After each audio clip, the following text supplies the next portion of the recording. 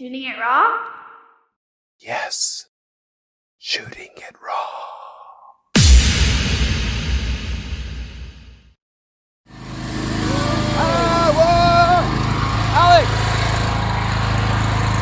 Alex, nice to meet you, man. You too. Okay, what are we doing?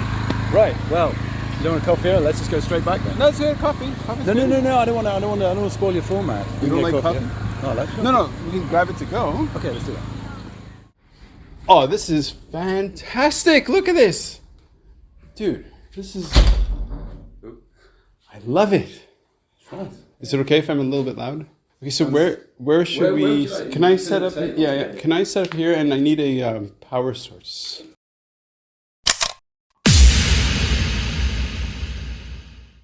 For me, photography is an open door policy. It's my excuse to do anything. It's my yes. And it has taken me around the world and is my memory. I have a shocking memory. And I absolutely adore delving into my computer and seeing the journeys, the stories, the people. It's a way of connecting far beyond that one moment that you had with that person or the place that you were in.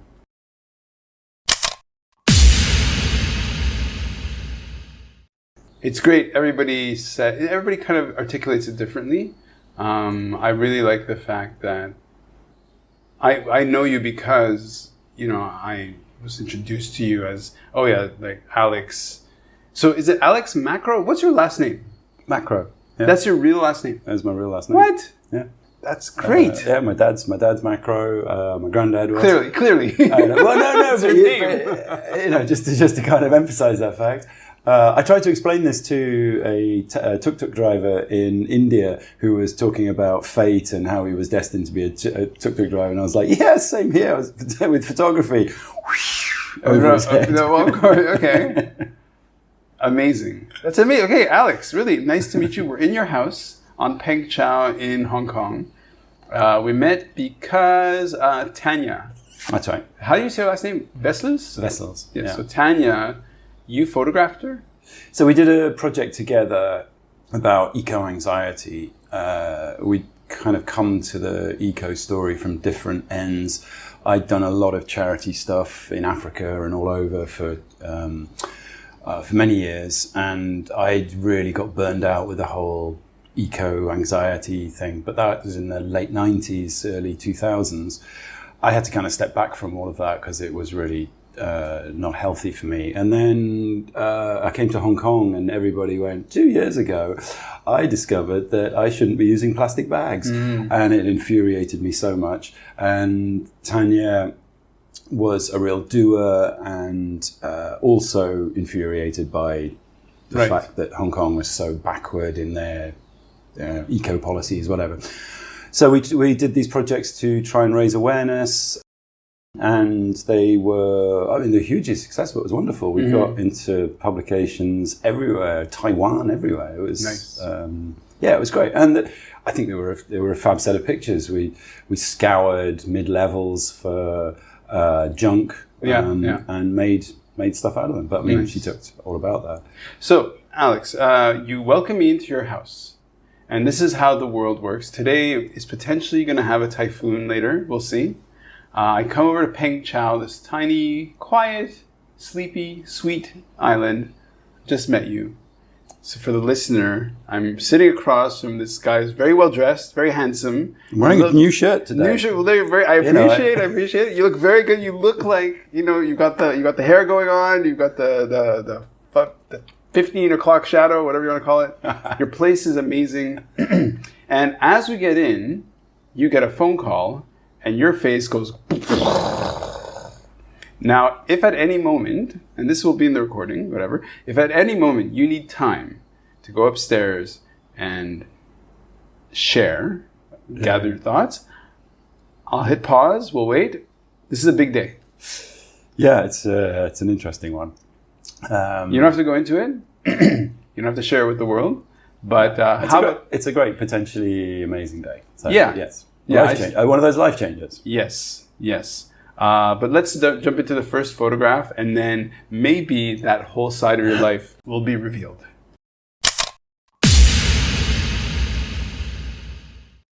I'm only seeing what's in the thing now. So is this the first one you want to work with? Yeah. Okay, so in the photograph, so would you describe yourself as a street photographer? I would probably describe myself as a street photographer. I've spent a lot of my professional career being portraits, fashion, studio, but my passion was always outside. It was always the things that you can't control. And it's also the hardest stuff to do. Yeah. I mean, everyone does it and everyone does it badly. There are very few people that do it well. Right. For a very good reason. It's very difficult. So in this photograph the shot is here in Hong Kong, or it's in Asia, but I'd assume it's in Hong Kong. The shot is of somebody, like a sort of worker outside at what are those saws called? It's not a bandsaw, but what's that called? Yeah. Like a bandsaw. So it's got that whole metallic, silvery stuff. He's wearing this kind of crimson vinyl apron, a white shirt with, for some reason, he rolled up the sleeves on his very skinny brown biceps. He's sawing through some meat, it looks like, I'd say. Frozen pork, I think. Frozen pork. He's got a cigarette sticking out his mouth, which is seeing people smoking is kind of like, oh, that's from a long time ago. So this guy's probably in his 60s.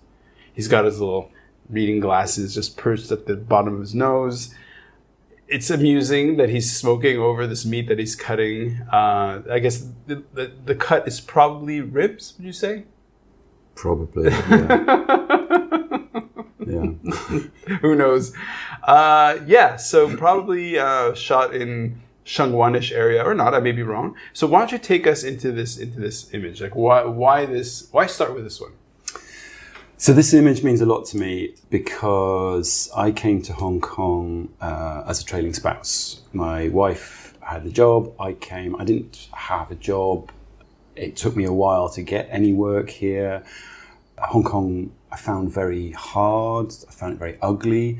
And I found it nigh on impossible to take pictures in. It's the hardest place I've ever been in the world to take pictures. Okay. And I was surprised about that. And I very quickly lost purpose, and I was really struggling mentally to kind of figure out how this new life of ours was going to work and work well. And I was having a really hard time. Mm-hmm.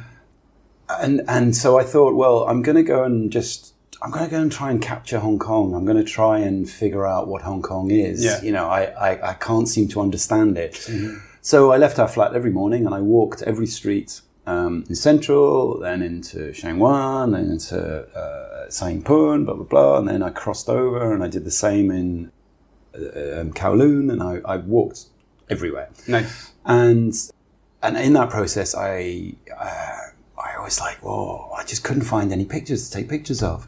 And I kept looking at what people were taking pictures of. You've got Sunset Pier, you've got the crosshatches with taxis on it, you've got this. And I was like, well, that's not me. That's mm-hmm. Everybody's copying. Everyone's doing the same thing. And it was driving me insane. The harder I looked, the less I could see. And then one day, I was in Shangwan. It's Shangwan. It could be Shangwan, it could be Sai Pun, but it's sort mm-hmm. of. And I cut through an old shopping arcade, one of the really old ones along the front, and there was this guy. I took this picture, and at that one moment, I realized I'd been looking in all the wrong places. Ah, okay, interesting. And so this picture then sparked a project. All the pictures, the 4 pictures that we're going to talk about today, are all from the same project, which is my Hong Kong project. Okay. And then it started to kind of make sense. But this was the image that kicked it all off and transformed my whole Hong Kong, because, as I said, I was really struggling kind of mentally. And so this project was actually really useful for me to just in a mental health journey. Mm-hmm. And so I thought, for the purpose of this podcast, it might be interesting to basically admit that and kind of talk about the mental health journey of coming to a foreign country without purpose and struggling. Right. Okay. Beautifully put. So, okay. Where to begin? So as we're walking up, I'm just like, don't speak. I don't want to hear any of your stories until we're sitting. And now we're sitting. And I've like, as I knew it happened, I'll have so many questions. Okay. So the whole idea of how you integrate with a new culture where everything's new and kind of different. And you're like, well, how do I find myself? Now, somebody who's listening to this, who doesn't have the tool, like you have this sort of expressive tool of photography. So, and then some people might be writing, some people might not even be anything like that. They just sort of muscle through. But let's see talk about how photography lets you do that. Because for some people, photography is this mechanical thing, like it's just capturing the light and the scene and whatever. And it's not like a painting where you spend hours to kind of work on a scene based on some composition. Whereas this, in a way, is kind of like it's what you're responding to now at the moment. It's in the world, and it's just that you notice this guy smoking, cutting the meat, and then for some reason that kicked off all these switches in your head. And you're just like, oh, wait a second, and then that gelled into a project. So why don't you talk about, as if you're explaining your translator to somebody who doesn't understand your process. So I teach photography as well, and that's actually the crux of everything. I can teach you how to take photographs with an SLR camera in probably 10 minutes, and you can be happy and go away and take pictures. You can't do that in painting. You can't do that in anything else. People then get very confident and think that they've got it, but actually. Photography is a lifetime journey of learning, and every time you think you know, you don't know, and you have to be open to that. So, effectively, I'm like someone who never grew up. I still have a very childish approach to the world. Everything is interesting. I look down every corner. I'm enthusiastic about things. If there's a hole in a window, I want to have a quick little look in there. Yeah, and For me, the world is a visual Tetris, I call it. Okay. And photography allows me to try and get this visual game into some kind of order which makes sense. And it's not impossible most of the time. And again, you see very few people who do that very well because it is so difficult. And also because people... there's another side to photography that I've always said that I learned very, very early on. I remember I took these pictures and everyone was like, these are amazing. And I honestly looked at them and thought, did I take those? I don't remember taking these. And I have this thing that all my best pictures, I'm kind of blind when I take them. It's like something has taken over. And I sort of say that to be a professional photographer is like being a shaman in some way. You have to be able to summon up the state of mind to allow the things to come to you. Most people, when I see people taking pictures, they're hunting. They are looking for things. Right. And I always look and I go, you're not going to see anything. Yeah. And so for me, I plan very little. I don't like to know anything about the area I'm going to. I don't want to pollute the space. And so I go in totally naive, and I will wander around, and I will basically banish everything. I'll try and sometimes I wear headphones, but noise cancelling ones to try and take out some of the noise. Very rarely do I listen to any music. And I just try and soak it up, and I just try and feel it. Yeah. And like I say, so these things just kind of like come to you, and sometimes you don't even know what's happened. This was interesting because I thought it was funny, and I later then discovered finding humor in Hong Kong is like looking for rocking horse poop. It is. I love humor. Yeah. You know, you go to New York, every street corner, there's something happening. Right. Europe is just quirky and fun everywhere. There's so many characters. Here it's very, very different. It's brutally honest and functional most of the time. Interesting. And that doesn't make for great pictures. That's really interesting. Okay. So here's how here's how the podcast kind of works. You say something, it goes into my head, and I go, oh, that made me think of that. And I say something, and then you're like, is there a question in there? I'm like, I don't know. You know. So in this case, interesting that you're kind of walking around almost systematically saying, okay, there's this thing that I'm going to either run into or discover or experience that'll kind of sort of bring Hong Kong down to size. And you're right that when you walk around, I do feel like for the longest time, when I first got here, I really did feel, and it's a great way of putting it, that everything's really functional. It's very like literal. It's very like, I think maybe because of the linguistic barrier, you know, English versus Cantonese, sometimes people have to be extremely literal or else there's a misunderstanding, right? And so interesting that one of the things that you said was you don't really find a lot of humor, or you didn't really see a lot of humor, because it does feel super functional and everybody's just kind of and yet here we are on this island, which is extremely quirky. If you look at it with new eyes, right? Like, 'cause for me, I haven't been here in years, and it is like, you know, we walked up and I saw something. I don't remember what I saw, but yeah, this giant or like a sculptural teapot with like fake water running down or something, you know. But I don't even know if there's a question there.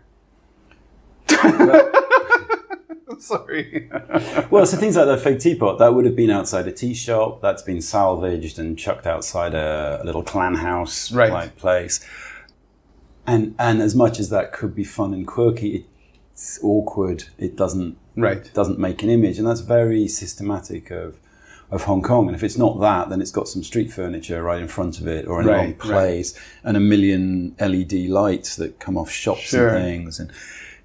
And although the people are quirky, they're kind of quirky in without being particularly confident in their quirkiness. Okay. And so you see the kids dressed in, I don't know, like Travis Pickle from Taxi Driver, and you go, whoa, that could be really cool.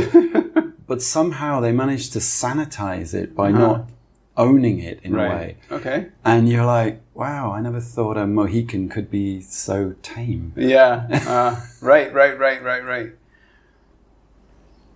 Oh, yeah. I love sitting in front of people who are dedicated to expression and art and whatever. So obviously you've been in photography for a long time. It's the only thing I've ever done. Okay.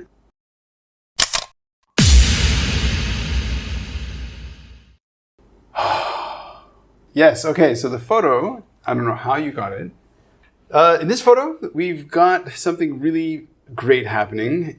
When I know you already let the cat out of the bag, that this photo was made in Hong Kong. It could look like it was from the street, like you just sort of happened by, but on the other hand, it's a photo of this guy who looks in his 40s, I guess, late 40s-ish. He's eating his lunch. He's got a little styrofoam pad. He's got the chopsticks. He's eating. Looks like he's an accountant because he's got the ledger books all around him. It's super packed, like office supplies. He's lost in this desk. Lots of grays, lots of boxes, a double A. I mean, boxes for just plain paper that are obviously filled with stuff. Or maybe those are filing boxes. He's got a laptop in front of his face that's open. The expression is he's not quite chewing his food, but he's kind of in the middle of his lunch. Behind him are all these papers, like calendars and all this. I mean, it's super full-on busy and rich, and the tone is really nice. Okay, so walk us through this. Okay. Alex Macro. I have to go back a little bit. Yes. The first picture, when I took that picture, I had my Canon camera, which I'd come to Hong Kong with, which I'd used professionally for ages, forever. And every time I tried to take a picture, everyone would go, no. Okay. And it was stressing me out that I had this camera that people, and I couldn't figure out why, because everybody's got a camera, everybody's taking pictures. So I had this idea that I'd like a smaller camera. So I went out. Fuji just released their latest X100V. Great little street photography camera, got great reviews. I literally was one of the first people to get hold of one. And I took it out and not one person noticed me. Okay. I was just another dumb guilo. Yeah. Out lost. Right. And that's where the title for this project then came. So I became a ghostly man. Okay. Which is the guilo. So Right. I'm doing a guilo project, but it's actually the camera that made me the ghost. Okay. And so all of a sudden I had this superpower and I could go around places and nobody cared. Right. Which was the first time in Hong Kong that had been the case. And this picture is actually the Wan Chai Computer Center. That is the security manager, whatever, who is underneath the stairwell. And I just walked by, his door was open. I walked by, I went, I set the camera, I took 2 steps back, I got 2 pictures, and then I got, and I just, in my limited Cantonese, big wave of hand and walked off, slightly trembling, going, God, I hope it worked, I hope it worked. Yeah. And then the reason I've put this picture in is it's one of the only ones in my whole series that I've done where the person is looking to camera. And it nearly won. It was nominated at the Association of Photography Awards, which are a pretty big deal. Nice. Didn't win, but it was there. And so, yeah, it was validation of the fact that my project had legs and that I was effectively doing the right thing. Right. And so this kind of, for me, was that knowledge that I'd found my mojo, I'd kind of got it, and I was now running with it. Yeah. So one of the great things about the light, about the composition, about everything, like I sort of described, like there's a lot of white and there's a lot of gray and there's a lot of black. And what's also kind of nice, it's punctuated with these, like the red edge of the ledger books or whatever. Maybe not ledger, just maybe the log books. He's essentially framed, isn't he? Yeah, it's really. I mean, it's and he's quite almost. I could see why. I think a photographer looking at this would really appreciate this. It's like because it really communicates your aesthetic and your eye and the sense of, because it's the warmth of his skin versus his clothing. It's kind of like, and it's an honest, clearly, like, no, you could never stage this kind of. No. Well, maybe you couldn't in a movie, but not really. Yeah, and also it's something that, when you come to Hong Kong, you notice things, and one of the things that I noticed was that people eat at their desk. Yeah. That's just really common. Yeah. And you go at lunchtime to go and buy something, and someone will be munching on their lunch. Yeah. The chicken feet. Yeah. The chicken feet. Yeah, whatever. And you're trying to ask, do you have any? And so when I took this picture and I showed it to some local people, everybody relates to it. Yeah. So Westerners relate to it in one way, locals react in a different way, and everybody goes like, "Oh, that's so Hong Kong." Yep. If you've lived here, then you know that. Yeah. Yeah. Okay.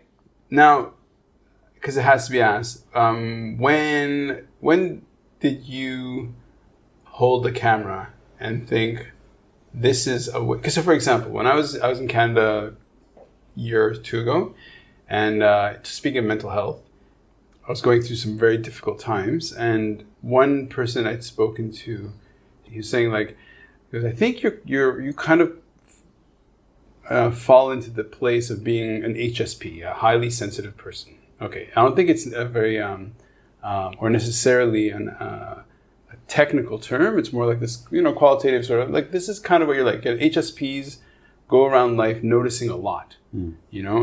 So like you're taking in stuff and you process a lot, you talk a lot, you think a lot, you're taking in lots and lots of sense and sensation and data and impressions. And listening to how you speak in terms of how you make sense of the world is you fall within that HSP kind of category of person. So let's go back to when your brain is young and fresh in its skull and you're like a 12-year-old or whatever it is, or a 13-year-old, and you get a camera. Is that when you got your camera? Like, when did your brain connect to the machine of a camera and think, wait a second, this is solving a need? I know exactly the moment. Okay. Well, I'd hope so. It was the day my brother came home from hospital. Newborn baby, so I was 7. Oh, okay. And we stood around the crib. We took a family picture, and I asked whether I could take a picture. I had 2 uncles. I'm half French. Both my uncles were very keen photographers. So cameras were always around and stuff, but that was always what kind of quirky uncles did and stuff like that. I really wanted to take a picture. And so I was holding my brother up with my right hand in the crib, and Mum, I presume it was Mum, took a picture. I dropped kid, went for the camera. Baby starts crying. Oh. I grab the camera. I'm no longer able to take a picture. Right. Like, fucking annoying kid. and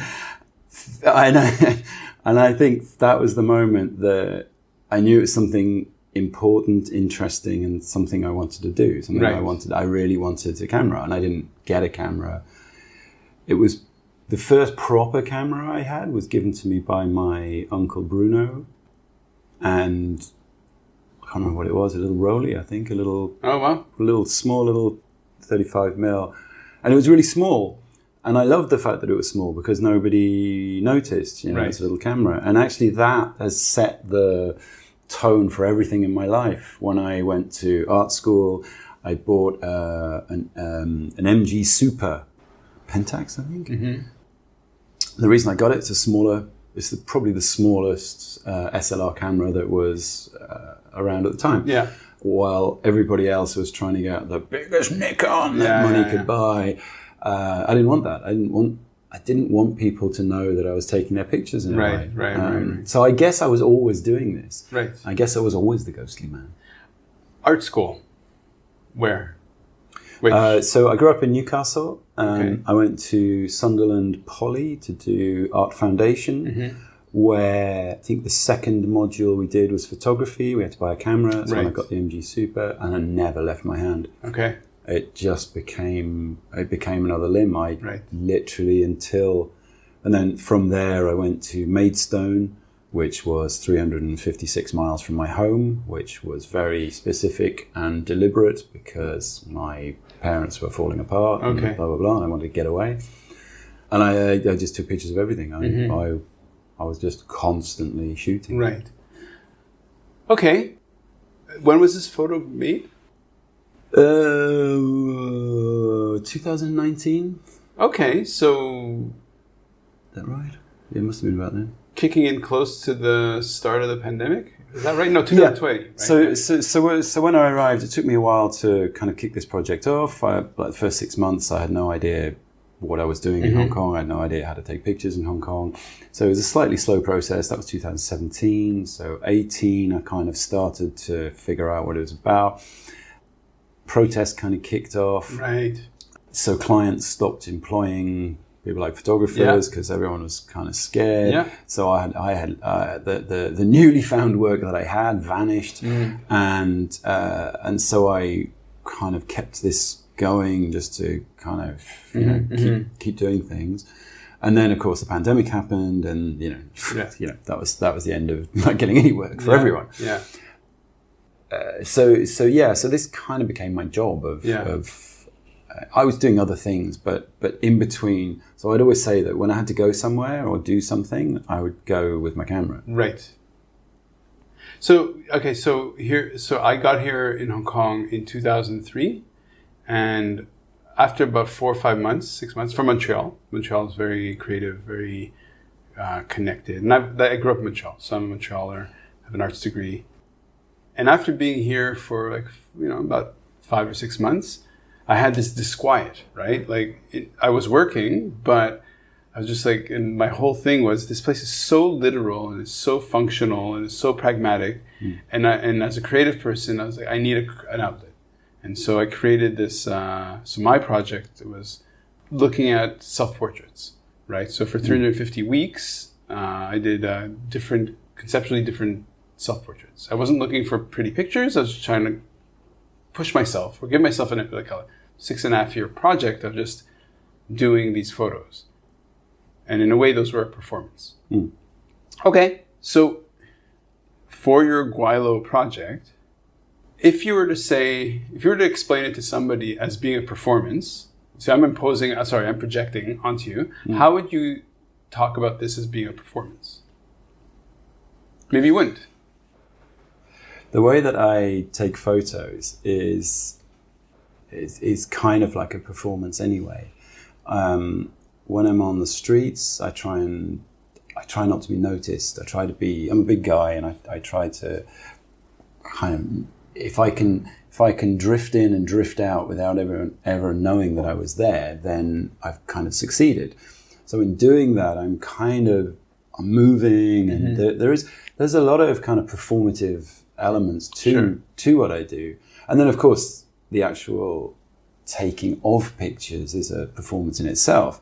And so work-wise, I do a lot of commercial things, and in that you have to get the best out of somebody in 30 seconds, right? And whatever. So the skills you learn are very clown-like, or clown-like. Okay. Well, there you go. Yeah, because for me it's all about, it's not me that has the power; it's the person you're taking a picture of. And again, that's what people don't. So many people kind of go, but I'm the photographer, I'm the big guy. Yeah. And it's not. It's like you give yourself, you give them the power. And so being a bit childlike or whatever shifts that power. They don't feel threatened by it. So everything I do is a kind of a dance in a way. Okay. Well, we're going to move on to the next photo, but you have a website? I do have a website. It's my name, alexmacro.com. Best name ever for a photographer? Are you kidding? Dude, okay, Alex. It's real as well. You know. I love it. Next photo.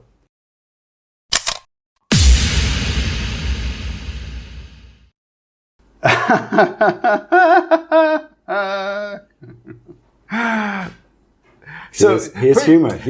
Yes. So put yourself, the holy grail. Yes. Now look. So I love photography. I love photographs. I like talking shop. I love discovering stuff, seeing things. And with this project, everybody brings me into their world, and I get to see how they see the world, and it's kind of interesting and quirky and fun. And I don't know what's going to happen until I look. Yeah. And so in this photo, just great. So it's basically an older gentleman, probably in his 60s or so, who could do with food. Like, he looks quite skinny. He's got like the very kind of emaciated legs. He's in this like button-up shirt. Like, it's like one of those, I don't know if it's a polo shirt or whatever. He's got these like Adidas style black shorts, barefoot. His head is on, looks like a shopping bag. He's on this very nicely manicured green lawn, which is extremely rare in Hong Kong. There are no lawns in Hong Kong. There's a bush right behind him. He's in the shade because it's an afternoon photo. Done probably during the pandemic, because what he did was he lifted his mask to cover his eyes, and he's in the thick of a nap. Like, his mouth is kind of open. I don't know how you got him to sign the model release, but well done. But absolutely great photograph. If I had to put money on it, I'd say this was in Happy Valley, just because that's one of the only places where there's grass. Yeah, tell us. So it was the pandemic. It was right at the beginning of the pandemic. Okay. This is Sun Yat-sen Park in Sangpun. Okay. And I think I had taken our child to go on a play date in the park, because it was one of the few things that you could do. Yeah. It was right at the beginning, and there's big tannoys all the way around, giving out the information about how you will be fined if you do not wear a mask, the ordinance, the government ordinance. And then there's this guy in the middle of it all with giving 0. And I was like, that dude is amazing. And I took this picture, and it was the holy grail for me. It was humor in Hong Kong. Mm-hmm. I was like, holy moly, it does have humor. Yeah. And so I took a couple of frames. That's all I took. And then I heard a whole kind of like gaggle of laughter, and I turned around, and there's just all these women and helpers and whatever, just all behind me, all laughing at the fact that I'd taken this guy's picture. These crazy tourists. So let's look. So what's great about this photo as well is that the sort of the dominant tone, color, field, whatever, is green, because he's on this lawn. There's the bushes right behind him. And the sun is kind of carving out this yellowish band or whatever on the top right of the image. So it's the person, other than his skin, in a way, it's like the image is kind of monochromatic in the sense of it's kind of in this one world of color, which is mostly greens. Mm.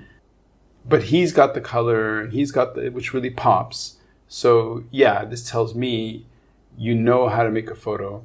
Your composition is fascinating by putting him, the guy's like, so the bottom half of the image is just grass. The top half of the image is this guy laying on his back, arms on his chest, kind of clasped with fingers interlaced. He's just kind of passed out in a nap. What's your relationship to color in photography? So color is something that I'm deeply fascinated by.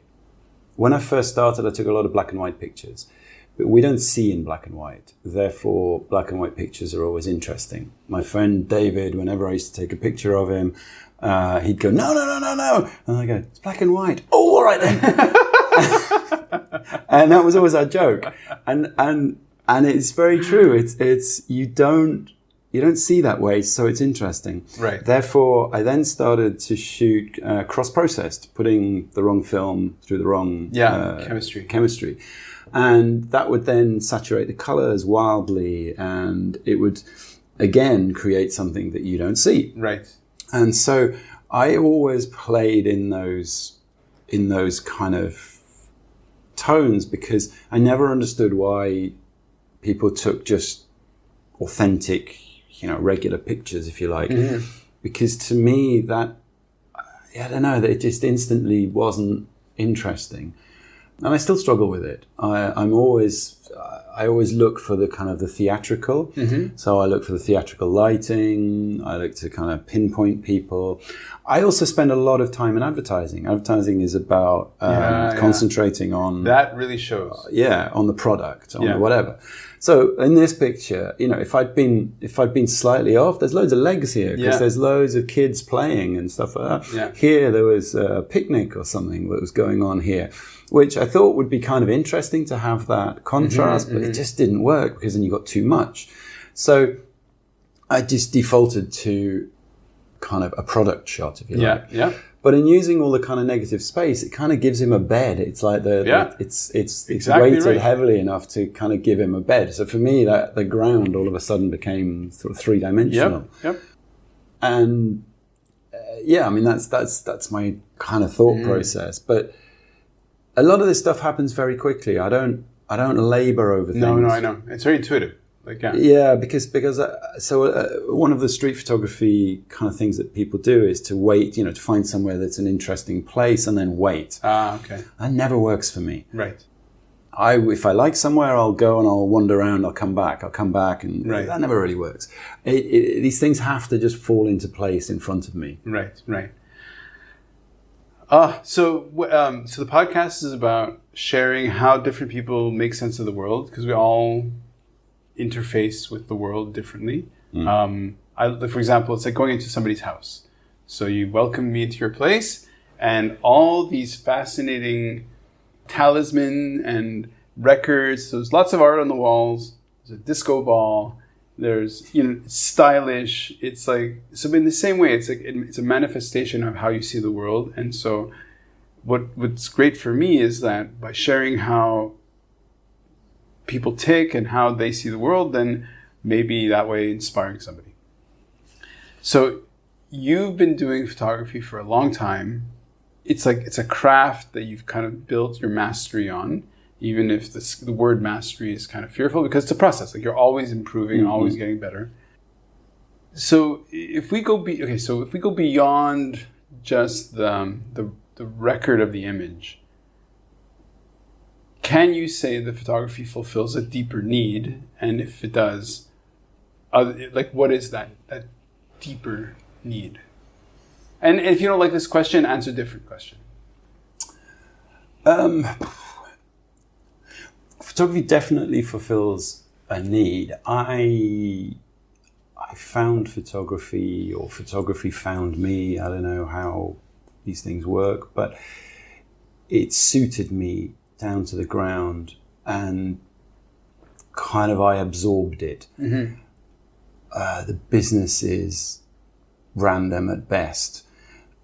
I was an early adopter of mobile phones because I loved walking down Oxford Street, because I was living in London at that time, the phone going and saying, "Hey, look, we got a 2-week trip in Tanzania. Would you be up for doing it? It's leaving next week."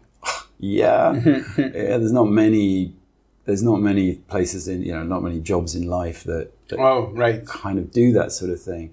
And or we'd like you to shoot a band, can you go hang out with a band or go meet a celebrity? And again, and it just suited me really well. I was always like, yes, and yes always got me into lots of trouble as well. Yeah. But trouble with a camera is different to trouble. I'm going to interrupt, because you said this before and maybe it almost slipped by. You said that the camera, in a way, is your I don't remember the word phrasing, but it's your way to yes, or it's like your way of saying yes to the world. Or what is it? I don't remember. Yeah, so it was my open door policy in a way. There are so many things, but I remember one in Santiago. We were checking into this little guest house, and the door was open to another room, and the light was hitting the table. There was a decanter and stuff, and I grabbed the camera, took a picture, and the maid who was cleaning the room took one look at me and slammed the door in my face. What? And I just kind of I just held the camera I just taking a picture. Yeah. And maybe she thought you're gonna get in trouble, or who knows? Yeah, and again, when I met Prince Charles and went to Clarence House, and they keep you waiting for a while, and there's all these pictures on the desk. I was around the side looking at all the family pictures, and everyone in the room was like, "What are you doing?" Right. And I'm like, I'm looking at the pictures. I'm looking at the pictures. Why wouldn't I? Yeah. And it's like, I'm a photographer. And it's kind of, that's my excuse for everything. It's I'm a photographer. That's why. I love it. That's interesting. And here you are in Peng Chau. Here we are in Peng Chau. You're saying something about, in a way, you kind of have to find the humor in Hong Kong, to sort of discover it and whatever. And just quickly, we'll move on, but quickly, do you remember the phrase you learned in the coffee shop? Yes. Oh, hang on. You wrote it down. Okay. I did. Good. You need to know it. I'm going to... Bingo Fong Pei. There you go. Bingo Fong Pei. Very good. That's a cliffhanger that will reveal what it means at the end, but a very important Cantonese phrase. Should we move on to the next photo? Yes. Ho.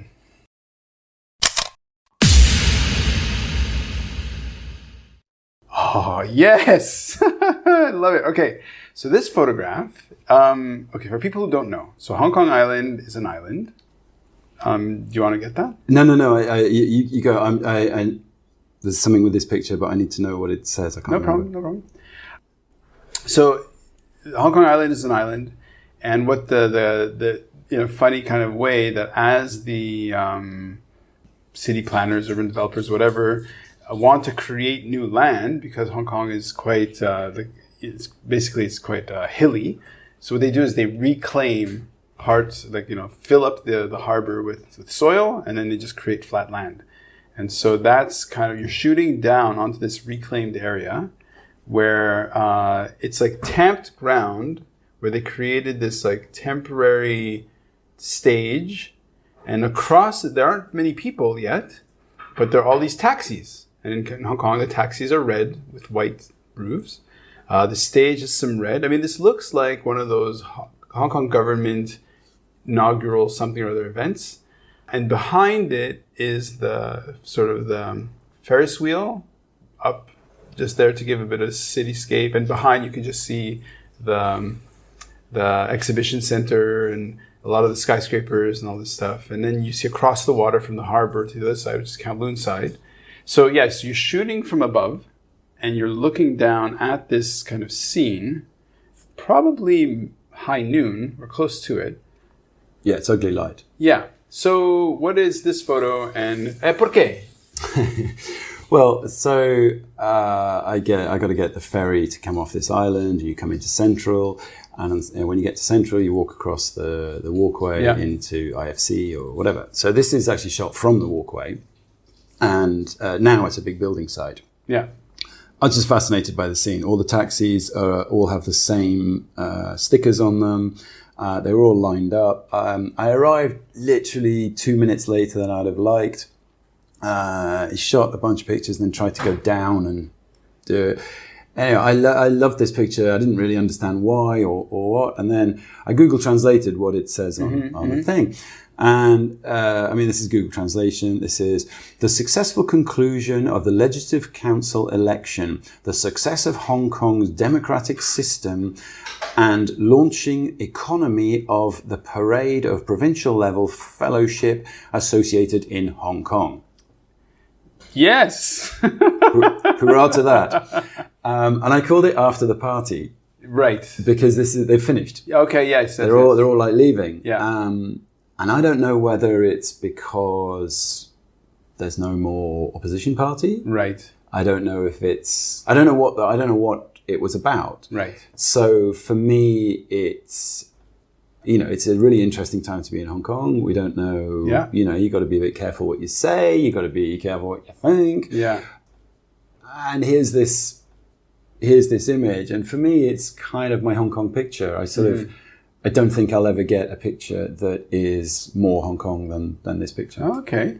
So what's interesting is that this really shows.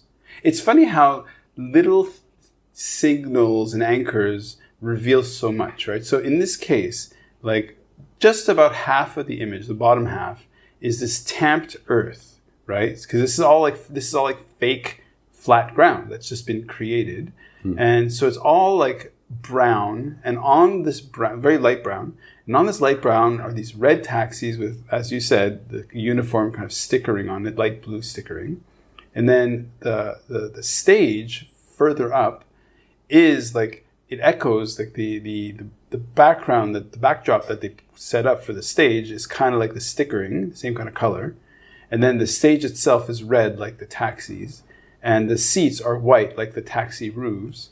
So it's this really interesting interplay of color that is there's that repetition, but essentially it's dead, right? There's no life to it because there's one guy kind of looking at probably his phone, but it's well, he was directing the taxis. Okay. So, but essentially it's just earth, taxis, stage, non-biotic, and then there's this tiny little sliver with trees and a bit of green, and then there's the lightish blue, kind of gray of the harbor, and then there's the buildings, and then the far distant hills, and then the blue and white sky. So going back to this idea of color, like even if you don't explicitly at the time decode, and you're just kind of reacting, because of that training in photography and your framing, it's like so much has been packed into this one frame. And it is kind of telling. Okay, so you said this kind of captures Hong Kong. At this time. Yes. At this time. Yeah, so this was taken probably the end of last year. Okay. I think it was the end of last year. And because now this is a big building site. So it was just before that happened. So it'd be easy to find out when that was. Yeah. And then, I just think that it's just a very now picture. And in a way, not So when I started this project, I looked at all of the people who had done books on Hong Kong. Right. And I looked through them all, and I made a big long list of all the things that I couldn't take pictures of. Ah, okay. So no Goldfish Market, no Crosshatch with a red taxi, no Sunset Pier, no. Yeah. I went to, I think there's like 65 things in my list. And I was like, holy moly, what does that leave? and so I'm always trying to find a different angle, a different take on telling a story. And so this for me is a very Hong Kong. I don't think any Hong Kong photographer would take this picture. Right, okay. Have you met Michael Kistler? Don't think so. His photographs tend to be, he was on the podcast. He was Guaylo like us, came in and left. I think now he's in Singapore. He tends to do reflections. Right. So would he, like, everybody sees the world slightly differently. That's what makes it interesting. Yeah, and so would other photographers respond or react to this scene? Not at that moment, that time maybe, but you did. And okay, so let's pull back.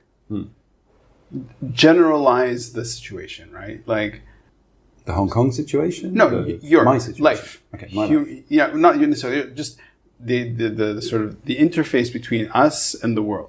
Okay, so somebody listening to this from Tanzania or from Montreal or Hawaii, how do we reduce this into something for somebody listening to say, oh, wait a second, I resonate with that. Like, in terms of your place in Hong Kong society as an other, as an outsider, and now becoming an insider, because that's kind of a lot of Hong Kongers are like us, Well, so this whole project was about me trying to find my Hong Kong.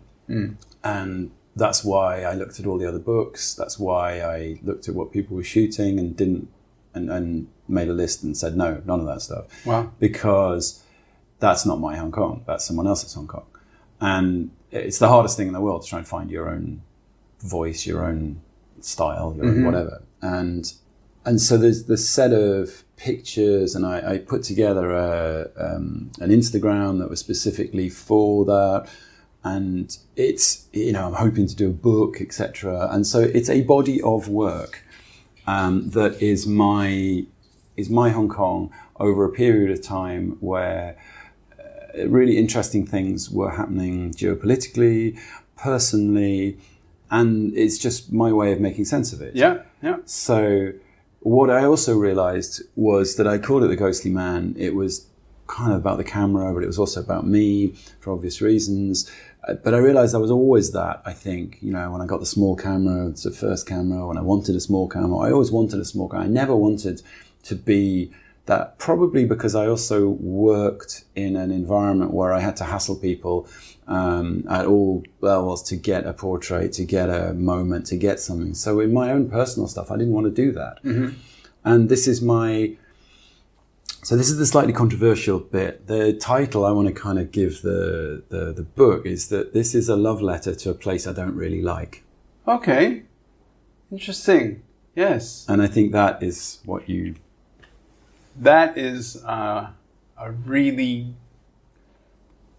explosive thing that just landed in my head. You know what? And I'm just going to leave it there. That's a love letter to a place that you don't really like. Right. You're a very cheeky man. I like it. Bingo Fong Pei. Exactly. Means did you fart? Okay, so I love it. And the project has come to an end because I've bought a new camera. Okay. And so I want to close the book on that era of Hong Kong. Okay, well, I'm going to use that as a nice way to wrap up this episode. And just to say, well, congratulations on closing the book and getting a new camera. Which new camera is it? So then maybe they can sponsor the show. Oh, I'd love that. It's Leica. I'm getting the new Q3. Oh, very nice. Yeah, very nice. Yeah. And without divulging any other details, I'm just going to say congratulations on, I don't know, well, whatever happened just before we hit record. I'm going to shake your hand on that one. Thank you, my friend. Alex. Lovely to meet you. Alex, thank you. Fucking great. Fucking great, brother. That's great. Thank you. Good. Shooting it raw? Yes. Shooting